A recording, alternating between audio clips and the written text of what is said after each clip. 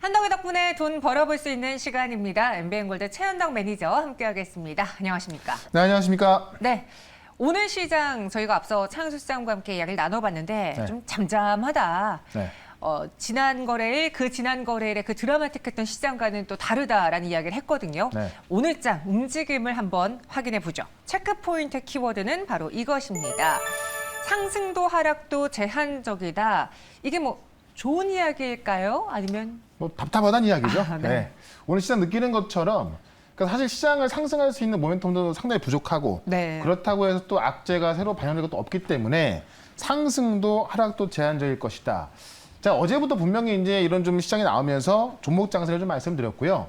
이게 언제까지 될 것이냐? 제가 볼 땐 내일까지 이어질 것 같아요. 이번 주까지 이어질 것 같고요.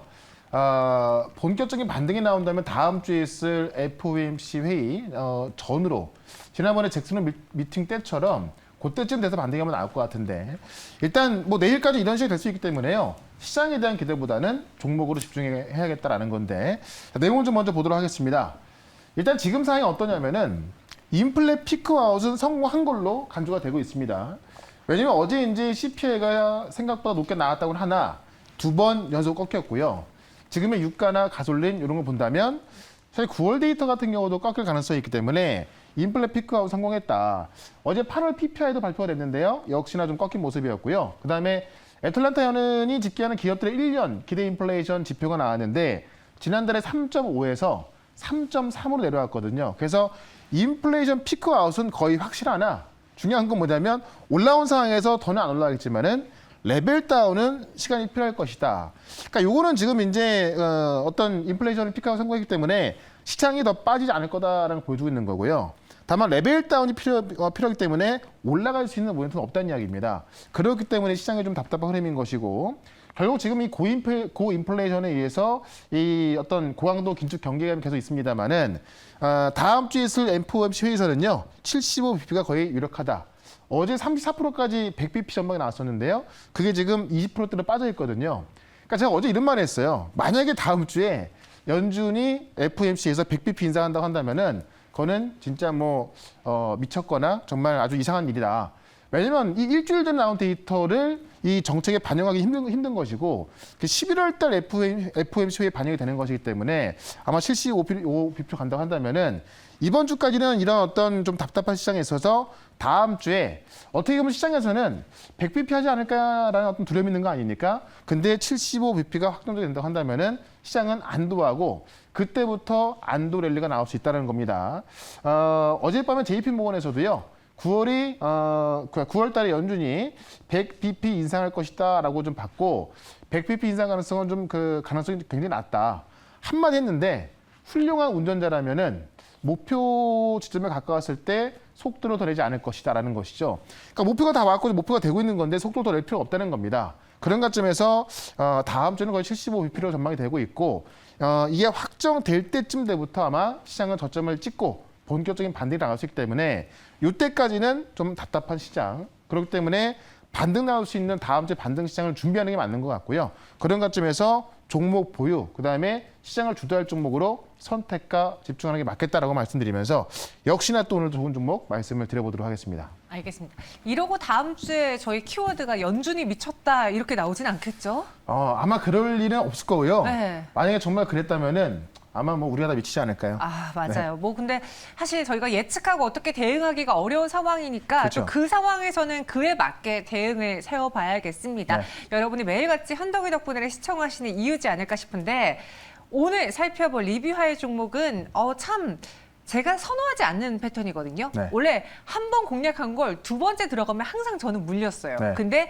S에너지가 두 번 공략 다 지금 적중을 해서 그렇죠. 지금 두 번째 공략도 수익권이잖아요. 네. 그러니까 저점에서 말씀을 드리고 나서 충분히 올라왔는데 네. 이 올라온 자리에서 제가 또 말씀드렸던 거거든요. 바로 맞아요. 지난주 연휴 들어가기 전날 이야기한 거기 때문에 제가 말씀드리고 나서 지금 3거래일밖에 안 됐는데 역시나 고점을 돌파하면서 올라가고 있는 겁니다.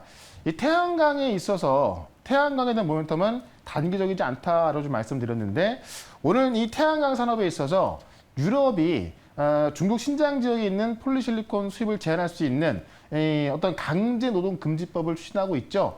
그게 1년 전에 나왔던 건데 지금 이제 또 지금 어떻게 보면 좀 본격적인 논의가 되기 시작하고 있고요. 발효가 될 것으로 좀 보여지는 겁니다. 그런 관점에서 중국의 어떤 태양광에 대한 반사이익, OCI가 제일 급등하고 있거든요. 그런 이유로 S에너지가 올라가고 있는 거고, S에너지가 삼성물산하고 파트너십을 유지하면서 결국 이 전 세계 태양광 시장에 지금 삼성물산이 지난번에 카타르에 8천억짜리도 따냈고요. 지금 아프리카 것도 좀 투자하고 있는 건데 거기에 제일 수혜가 될 수 있을 것 같습니다. 그런 관점에서 S에너지 고점을 좀 뚫은 만큼 저는 지금 6,960원인데 지금부터 우리가 접근해도 괜찮겠다라고 말씀드리겠고 목표가를 제가 8,000원 말씀드렸거든요. 아직도 좀 갈 자리 많이 남아 있습니다. 계속해서 보유 전략 말씀을 좀 드려보도록 하고요. 그다음에 지금 이틀째 리뷰하고 있는 TLB.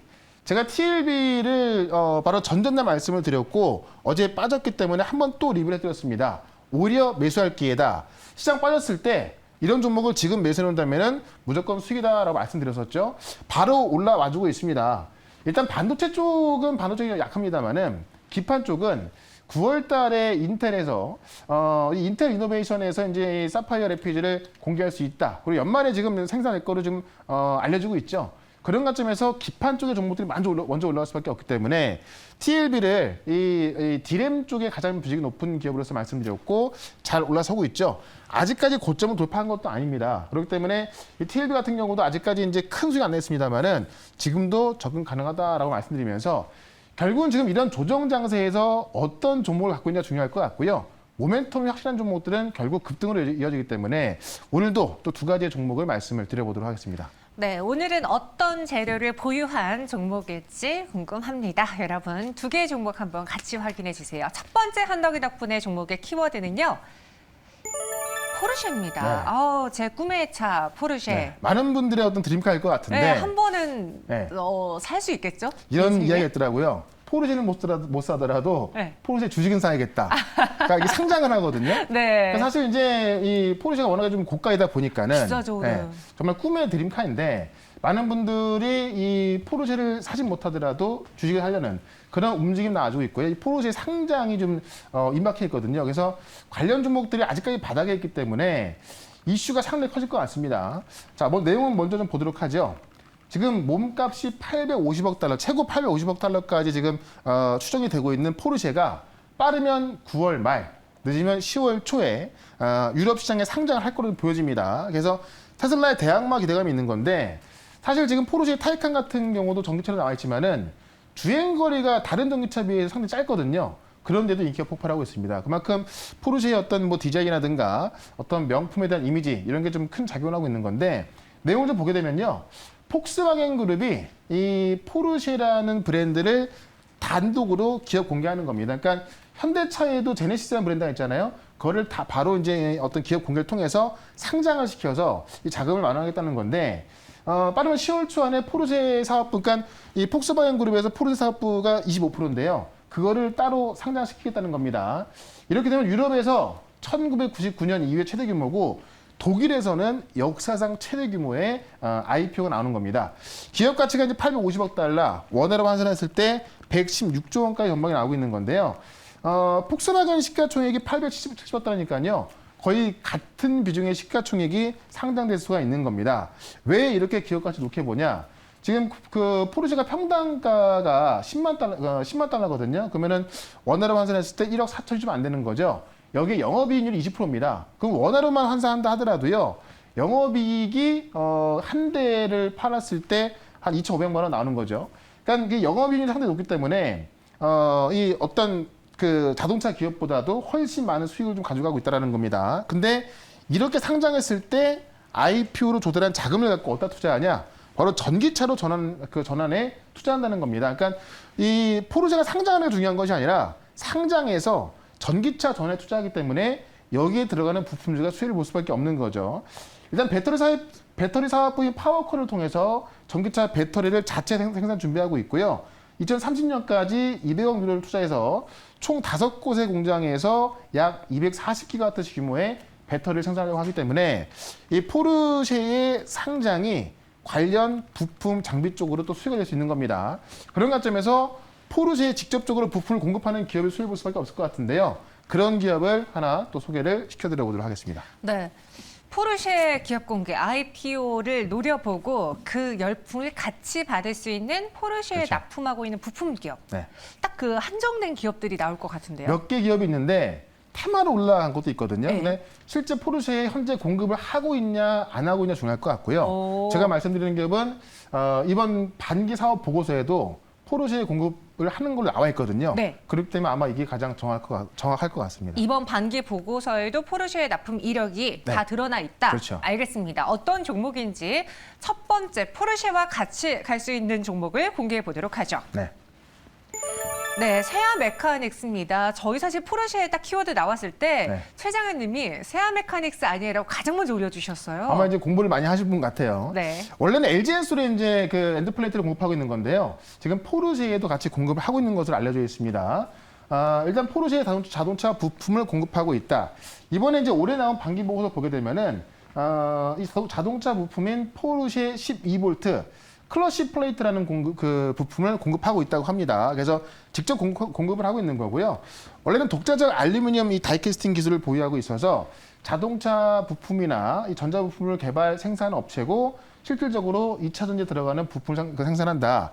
엔드 플레이트를 제조해서 현재 LG 엔솔에 들어가고 있거든요. 그래서 LG 엔솔에 지난번에 이제 그 소량의 부품이 들어갔는데 LG 엔솔이 이제 지금 미국의 생산 공장을 만들지 않습니까? 그와 된 2천억 상당의 또 공급을 계약을 체결했고요.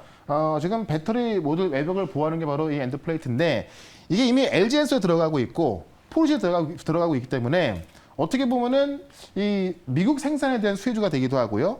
포르쉐 상장에 대한 수혜주가 되기도 하는 겁니다. 그러니까 포르쉐가 상장했을 때 그 상장 자금을 가지고 지금 관련 전기차 그 시장에 좀 투자가 되는 거기 때문에 그런 관점에서 세아 메카닉스가 가장 수익을 낼 수 있다는 겁니다. 차트를 좀 보도록 하죠.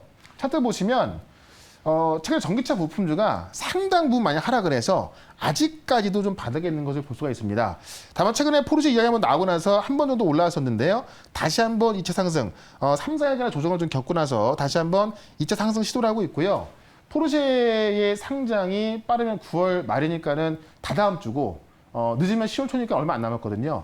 그런 관점에서 지금부터는 접근하는 게 좋지 않겠나라고 좀 말씀 좀 드려보면서 일단은 세아 메카닉스를요. 목표가는 단기적으로 8,800원까지 보도록 하고요. 손절가는 6,800원으로 대응을 해보도록 하겠습니다.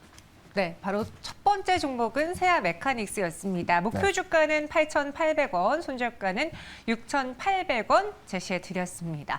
이렇게 포르쉐 상장과 함께 움직일 수 있는 종목을 알아봤고요. 네. 두 번째는 또 어떤 재료를 보유하고 있는 종목일까요? 키워드부터 보시죠. 바이든의 충전소. 네. 그 바이든 대통령이 네. 전기차 충전소를 만들기 위해서 원래 50만 대 계획을 해놨었는데 자금 집행이 안 되고 있었거든요. 네. 근데 그 자금 집행에 서명을 하면서 본격적으로 돈이 들어가기 시작한 겁니다. 그래서 아마 관련 종목들의 수급이 지금부터 좀 시작이 되지 않을까 싶은데 자, 이것도 내용을 좀 보도록 하죠.